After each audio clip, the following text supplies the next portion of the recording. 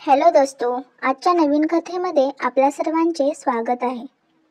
आजच्या नवीन कथेचे नाव आहे नमिता. आज तब्बल 20 वर्ष उलटून गेली त्या घटनेला. आजही ते सर्व आठवले की अंगावर काटा उभा राहतो. विवेक आणि नमिता यांचे नुकतेच लग्न झालं होतं. शहरात कोर्ट मॅरेज केली असल्याने फक्त जवळच्या मंडळींनी शहरात येऊन रिसेप्शनला हजेरी लावली होती. पण नंतर मात्र आबा म्हणजे विवेकच्या वडिलांनी त्या दोघांना गावी येऊन कुलदेवीचे दर्शन घेण्यास आग्रह धरला.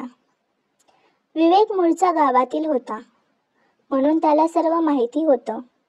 प्रश्न होता नमिताचा. तिचा जन्म मुंबईत झाला होता.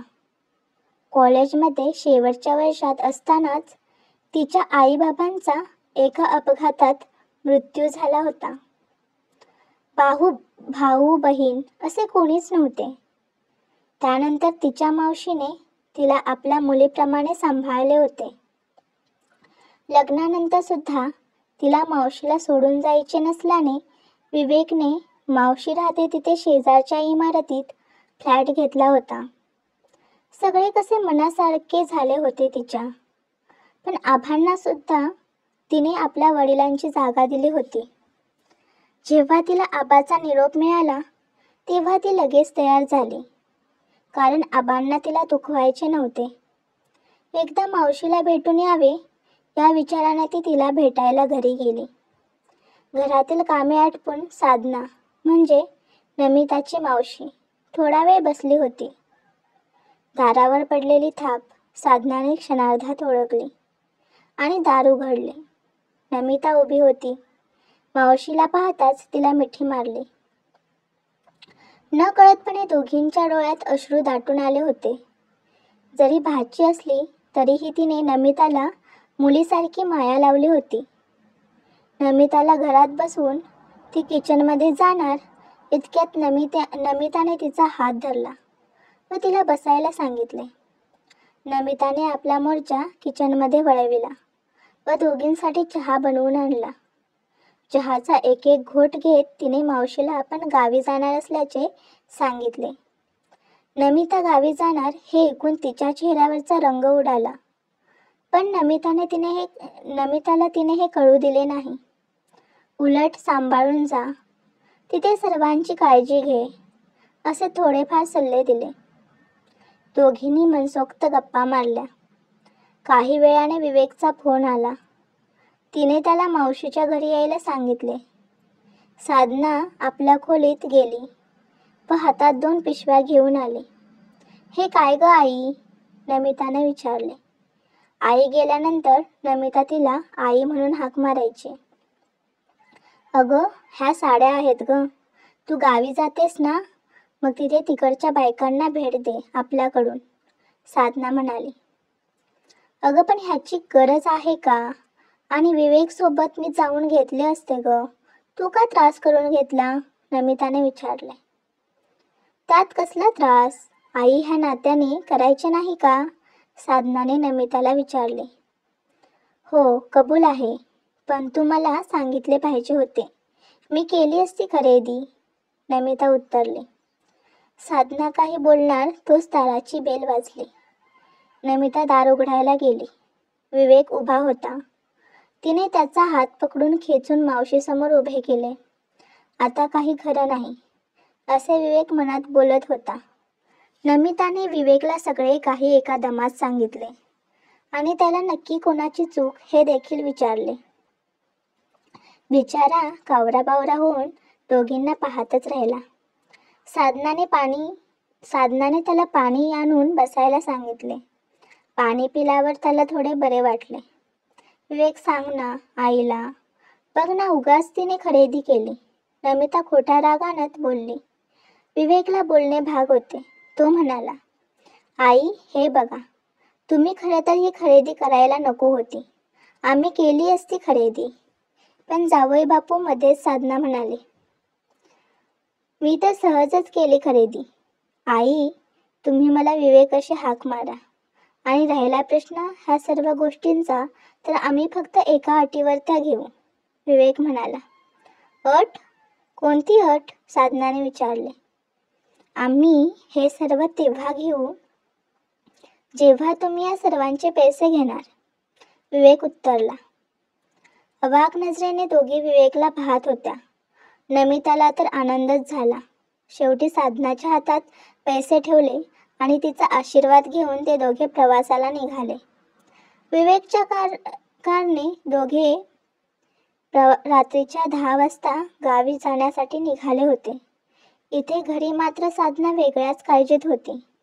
ती दोघे निघाल्यानंतर साधना तडक जवळच्या मंदिरात तिची पत्रिका घेऊन गेली. तिथे गुरुजी देवीची पूजा करीत होते. साधनाची चाहूल त्यांना लागली होती. पूजा संपन्न झाल्यावर त्यांनी तिला प्रसाद देऊ केला.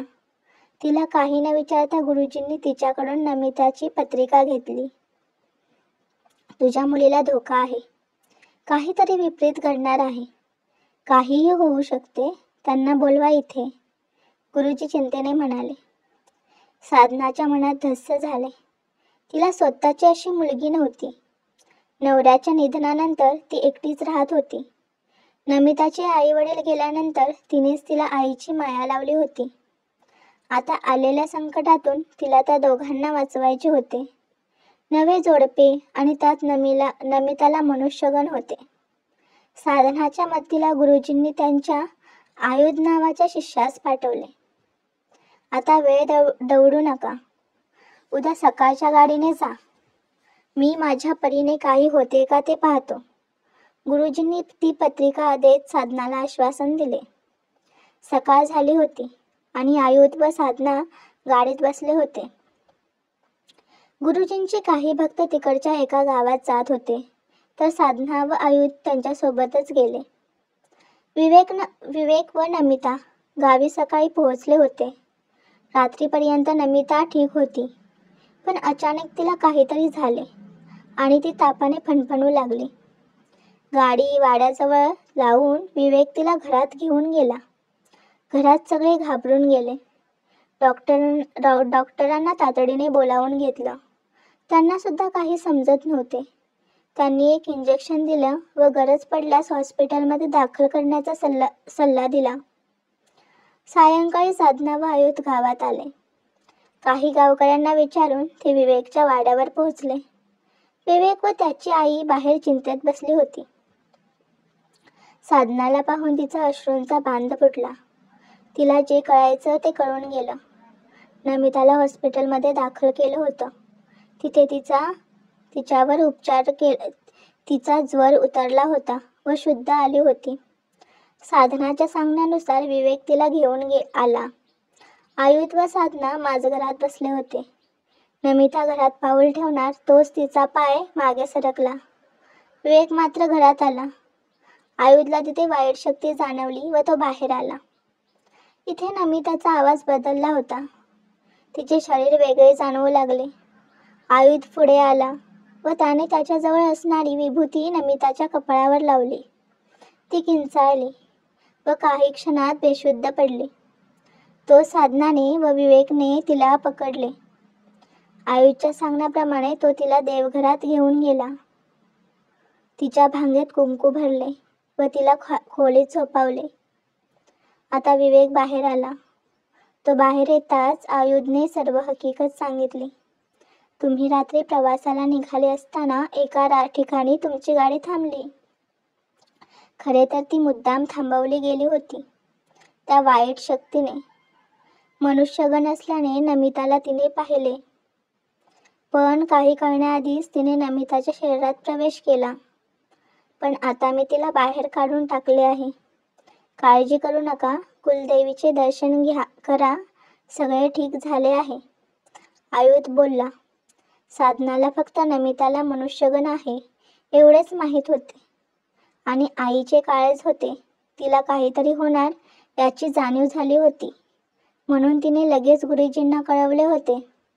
आता नमिता आधीसारखी झाली होती, खळखळून हसणारी. कुलदेवीचे दर्शन घेऊन तिघे मुंबईत आले.